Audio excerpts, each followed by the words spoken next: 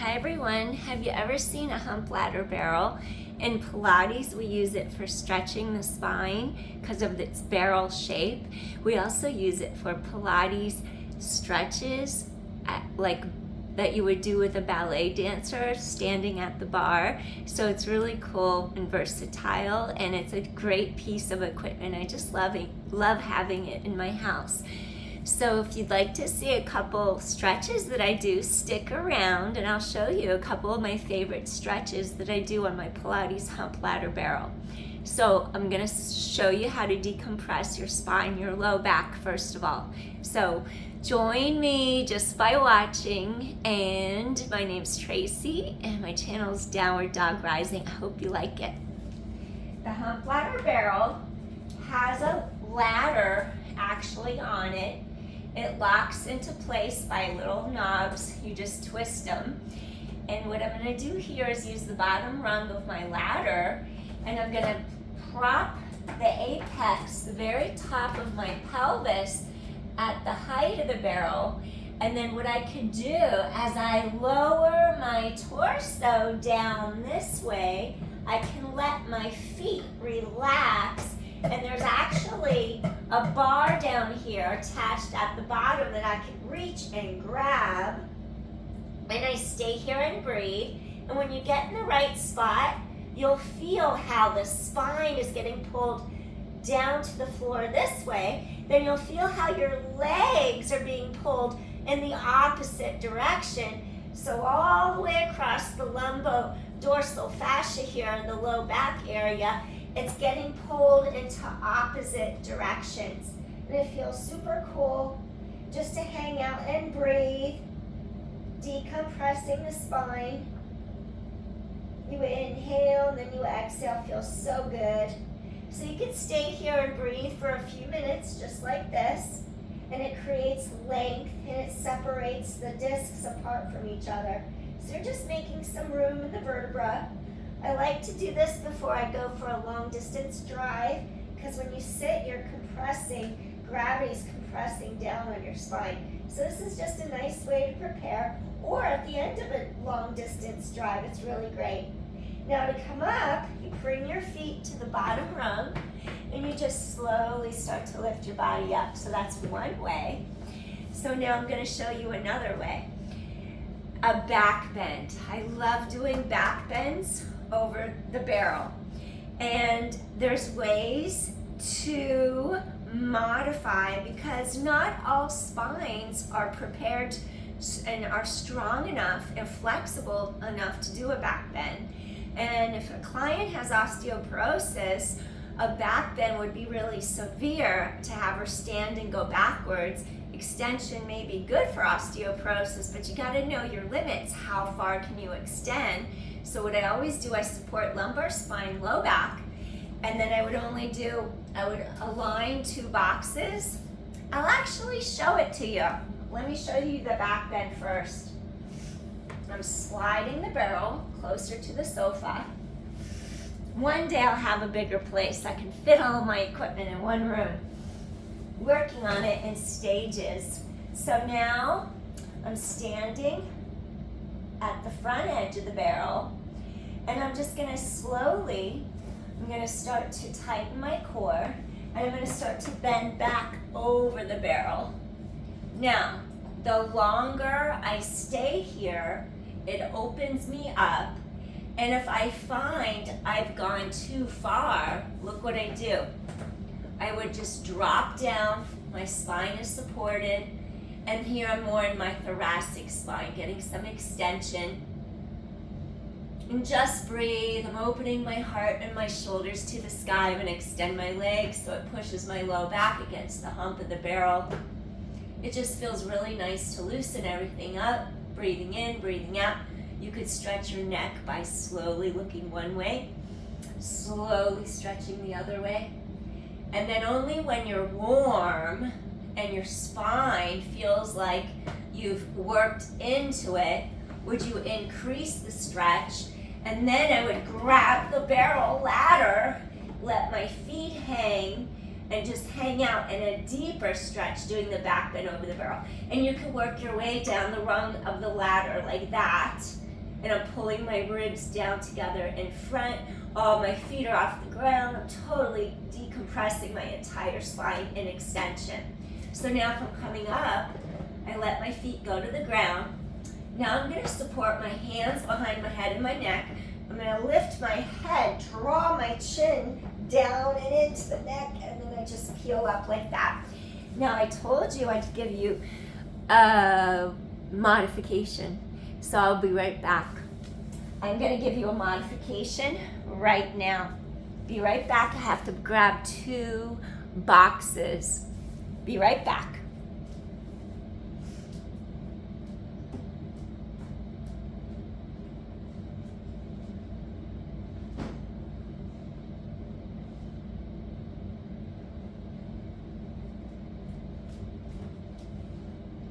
I just did all this spur of the moment. Or else I would have had it all in here. I wasn't planning to give you modification, but I need to so you understand not all bodies are ready to do a complete back bend over the barrel. You would never do that with someone just walking in from the street. So you have to work someone up to that point.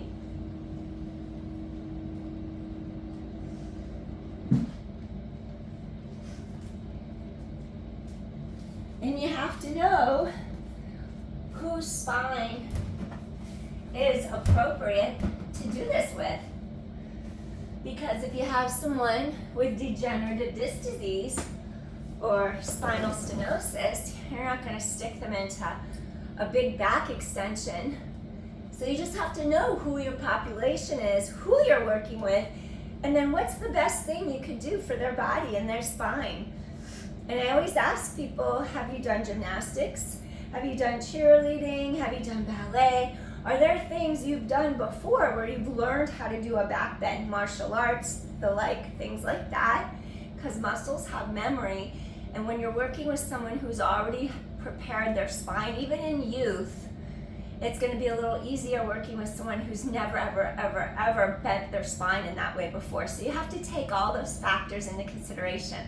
Okay, so I just stacked 2 boxes for the reformer. We call it long box when you do it lengthwise. I just stacked 2 right on top of each other, and I'm going to give you an example of how I would modify a back bend for someone who's never done a back bend before. Or say you have a client with osteoporosis. Well, you don't want to go steep into back extension. The spine is very sensitive. You have to be so careful. We do want to open the space between the vertebra and the disc, but we don't want to overdo it.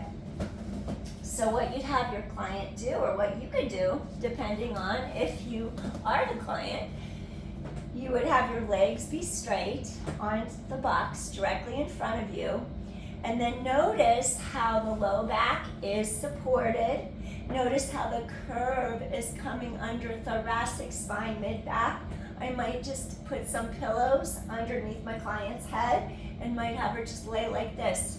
So this would be safe for someone depending on the osteoporosis, depending on if they have a Dowager's hump or not, but you could work with people. And you just modify. You meet them right where they're at. So the goal is to help increase core strength, increase support, also create some space in the spine. You don't want to hurt anyone by any means, so know the limits, know who your client is, know what you're looking to achieve.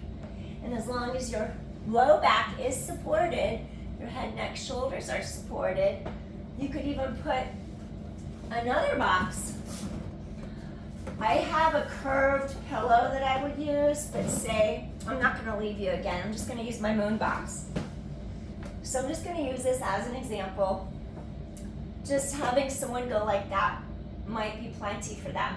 Their neck is supported. They're opening up. They're in a little extension. Just give an example. I wouldn't use this probably because it's a little high. It's high for my neck and head. I'm just giving an example how you put things under the body to give support as you use them as props. And then I might work on some scissor arms where you breathe into the space mid-back between the shoulder blades. You inhale, and then you exhale as the shoulders stay down away from ears. And then as someone becomes more pliable and strong in their core, then perhaps you could get rid of the support that's under the head and the neck. the support could be smaller, like this time, like a little wedge pillow, which I don't have in the room, so I'm just gonna wing it coming back like that. So say you worked someone into doing this. This could be another level progression where you're integrating, you're plugging the arms into the back of the shoulder girdle, where you connect down deeper into the lats. And if they can keep the shoulders down back, then you know perhaps they're ready to do both arms. And then to circle, open shoulders, chest, deep inhale, integrate those ribs down together in front, inhale, exhale, and inhale, exhale. And again, always support head and neck, chin drops down, lifting up. So I'm gonna give you one more that I love, love, love. I could leave the boxes there, it's not in the way. So then, I absolutely love doing a ballet stretch. And a lot of times I do it at the very end of the workout. Say someone gets off their reformer, doing a reformer-based workout, even the chair-based workout. Like if you lift the leg up, bring it across. Now that might be too much for some. So what I would tell them to do is give your legs some support. Watch how I do external rotation through the hip. The thigh bone, femur bone, goes externally into the hip socket. And then what I might do, I'm gonna push this out tiny little baby bit. Mine is an older mechanism where you have to undo and then you slide it. And now I'm gonna lock it. Some have the crank, not the crank, the pedal that you step on, and then the pedal just locks. You just push down on the pedal, the whole thing slides up. Mine is a little older version. So I'm gonna slide towards the ladder barrel. And then my hips, notice they're level. One isn't hiked. My shoulders are straight over my hips. I'm elevating through the top of my head. And I'm just getting a really deep stretch here. I'm aligning my two hip bones straight across. And then maybe what I would do is just lift straight up, hold the ladder barrel, the ladder, and start to open the side. And I'm just stretching over towards the leg. So I could go that way, feels really good. And then I can reach up, I can start to reach down the ladder this way, open those ribs, feels really nice. And then I can shift straight like this, and then think of scooping tight here, think of tailbone down. Now what you do, right here at the hip crease, as you stretch tailbone down, you're going to slowly allow your hip bones to roll forward in front of the pubic bone, just for a slight angle to pull deeper on the back of the hamstrings. And then you would hinge from the hips, and you would just reach over the front of this leg. It feels really good.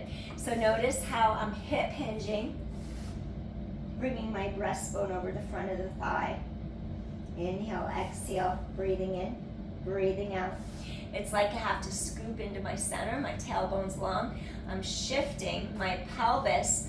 Right here, I crease forward slightly to put a deeper stretch on the hamstrings where they insert at the top where the glutes are. And then it really opens up the low back. I'm not rounding my spine, I'm bending from the crease of my hips. Then I elevate my heart to the sky, and then I would just bring the foot down. We'd flip it and do the whole thing over. And I'm getting ready to go to work, so I'm not gonna flip it and do it in front of you right now. But remember, in Pilates and yoga, we do everything, whatever you do on one side of your body, you don't wanna just stop and walk away. I'm not gonna do that now, I'm just gonna turn around and do the other side. You always do the other side, because otherwise you're gonna open things up and you're gonna be off the rest of the day, and later you'd actually feel quite uncomfortable. So whatever you do on one side of the body, you do on the other. And just know, this machine is a very versatile piece of equipment. It's called a hump ladder barrel. I love it, it's a great way to stretch. 30 years ago, it was funny. I'd walk into a studio and it was pushed against the wall. I literally would approach this end and I would pretend, I was in Kung Fu at the time doing tumbling and stuff, but I could do back walkovers, front walkovers then, no problem. Now I can't. But back then, I'd walk into the studio, I would put my foot in front, and I would go upside down, and I'd approach it from this side, and I'd actually land into a back bend upside down over it. The fear factor comes in. Now I'm too afraid to do that. I just would freak out going upside down like that. But I don't know why. Back then I could do it, no problem. Just a FYI, it was something I would do for fun. Just do a little front walk over onto the barrel, but it's not something I'd recommend unless you're actively in gymnastics or something. But peace, I just wanted to share that with you because I love the hump ladder barrel. It's so much fun. All right, look for a studio by you that has one. So when you do private sessions with your Pilates instructor, your certified Pilates instructor, you can learn some deeper stretches with the support of the barrel. Thanks everyone. Peace. Please like my channel. Help me grow. Downward Dog Rising. See you soon. Bye. Thanks for watching.